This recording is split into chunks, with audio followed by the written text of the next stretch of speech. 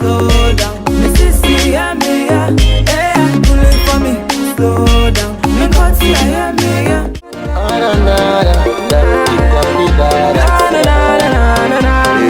Let's go. Hi guys, I feel like I have not spoken to you guys in ages, like forever. It's always, you know, building stuff, and I just wanted to come and say hi. I first wanted to talk about, obviously, the death of Ebony Reigns, which was really, really sad. It just threw Ghana, the whole of Ghana, into mourning, and obviously outside of Ghana, because I think it touched so many people, because she was obviously so young, so free-spirited, so talented, and it just hit people to the core the way she died. And then I saw something on Twitter about someone saying something to Nana Akufo-Addo about the roads. And then someone said, oh, I was waiting for someone to blame the government. The thing is, it's not the government's fault that that happened, because apparently there was a pile-up of sand in the road, and to dodge the sand, they kind of sidetracked and then they hit the oncoming VIP bus. And it's like, Ghana roads are a problem. Ghana roads are a problem. And like I've said before, I think it's like the roads in Accra and in the city centres and things like that are quite good. I think the roads are really good. And I feel like the road to Kumasi is also, they were doing that road, so that's clearly got better. But the things like leaving sand in the road, they never have any barriers around it, you know, with the reflective light, so that you see that there's an oncoming obstacle. So by the time you see it, it's kind of too late.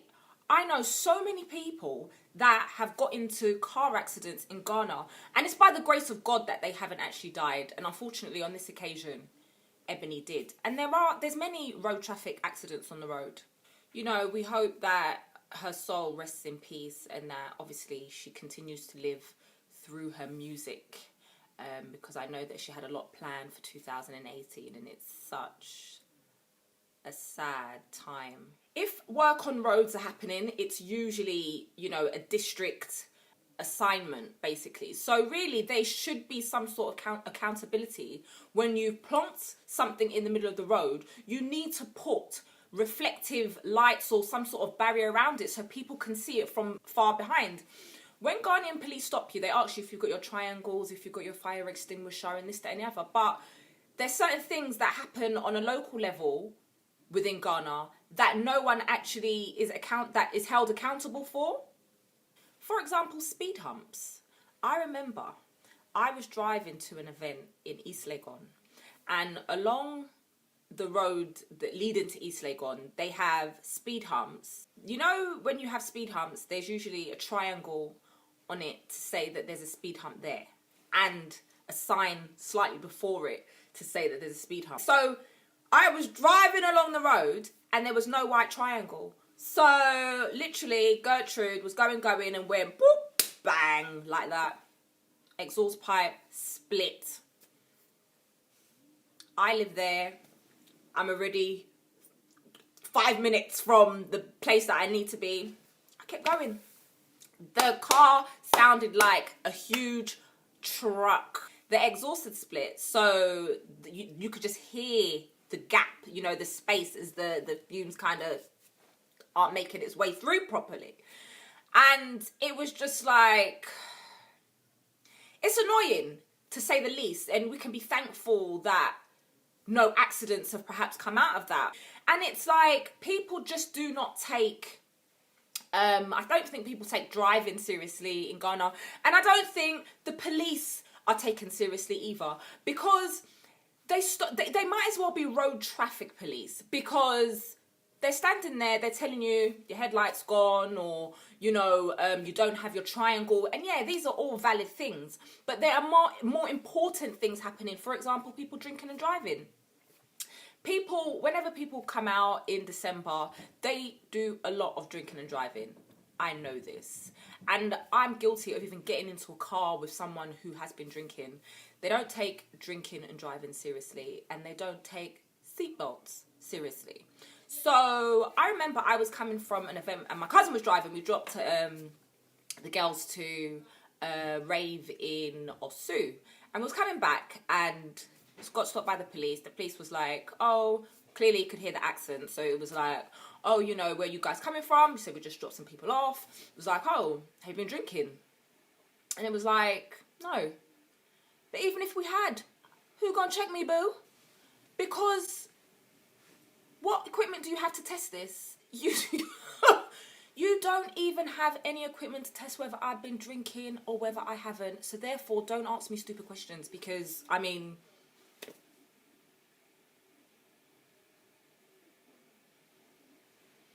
So, policing, you need the equipment to do the policing.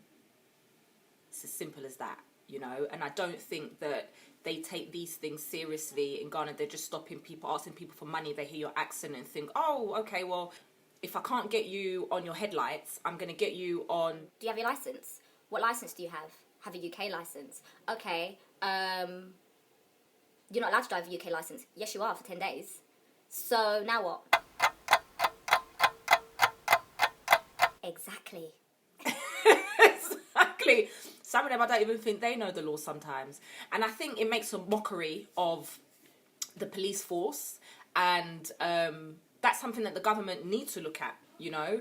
They need to, I think we need to take policing more seriously, and the things that we're trying to enforce and the things that we're putting in place, they need to be policed properly. And some things, you need equipment to police them. Sometimes, I think traffic lights stop working at a certain time. They turn them off at a certain time. And it's these things that...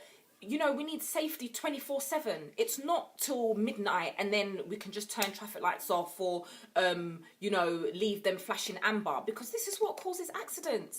And my word of advice to people that are coming to Ghana and visiting Ghana is stop the drinking and the driving.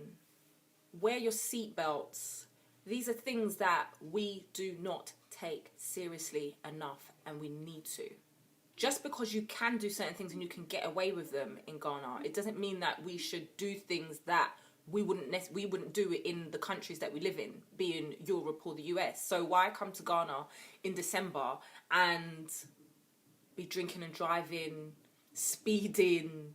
This is what adds to the lawlessness in Ghana. And if we're gonna come back and we want to make a change, we need to do things that are for the greater good of Ghana. Also, guys, you know, celebration. We've hit 1 million views. So I want to thank all of you guys from the bottom of my heart for following the journey. I spoke with my friend the other day who, when I wanted to start this channel, she was the one that was saying, do it. And I was like, nobody don't want to watch this. You know, no one wants to see my journey. She was like, no, you should do it. And I was like, no, I don't know. And I did, and I've enjoyed every moment of it. I've met so many amazing people, and I just want to thank my friend Omar, because if it wasn't for her, I probably wouldn't have even started the channel in the first place. I probably wouldn't have had the confidence to start it. So I want to thank her, and I want to thank you guys for watching, for commenting, and in celebration, actually, I want to offer 2 people a free consultation for either, whether it be their relocation to Ghana or launching their business in Ghana.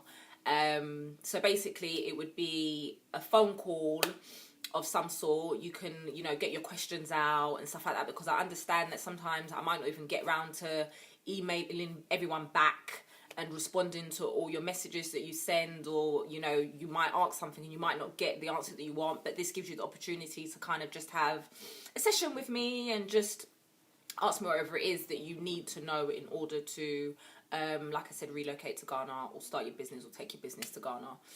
So basically, once we get the creatives out, that will let people know how to actually enter to get this consultation, because I do it on the side anyway, but I want to offer it free to 2 people, just to say thank you, like I said, for all the support that you've given me over the years, you know. And at the end of the day, it's not a makeup channel, and it's not one of those, you know, funny YouTube channels where they're talking about getting 1 million per video, you know. But we had to celebrate the small successes and stay in our own lane and just be grateful for, you know, the things that the milestones that we have achieved, not comparing ourselves to other people and what they're doing. So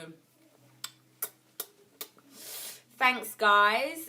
Really appreciate it. Oh, sorry, I don't think you guys have seen my case, have you? Yeah, you know, I do love it. But anyway, guys, like I said, thank you so much, and I'll see you guys on the next video. And if there's any video, because that's the thing, let's have a moment. Because I'm sure everyone is not into the building stuff, and I know that from feedback it inspires people to get into that side of things. But do let me know what type of videos you would want to see from me, and I'll see what I can do. But yes, you know, things have been going really well. The Instagram family, big up to you lot, that's growing really, really well as well. And the YouTube and the website, got some new writers on, some new content, so make sure to check that out. And just be safe, guys. And you know what? It's so funny because it's so good to actually document your journey, because you don't realize how far you've come. I'm in such a good place at the moment. And if you look back at like some of my videos from like 3 years ago, where, you know, I had my phone stolen and I was just having the shittiest time. Do you see what I'm trying to say? But I honestly think that I had to go through that in order to kind of show people that this stuff does happen. I can't believe that happened to me though, all of that rubbish. But yeah, just to show people that that does happen. And seems as I was documenting my journey, kind of God wanted me to show everyone that yes, it isn't all great and sweetness and light in Ghana, but as we know, there is just a lot of greatness about Ghana too. So here's to 1 million more views, and yeah, just like I said, be safe, be happy, be grateful, you know, for the small successes. And I'll catch you guys on the next video. Bye. Thanks for watching, guys. Don't forget to subscribe and follow us on social media.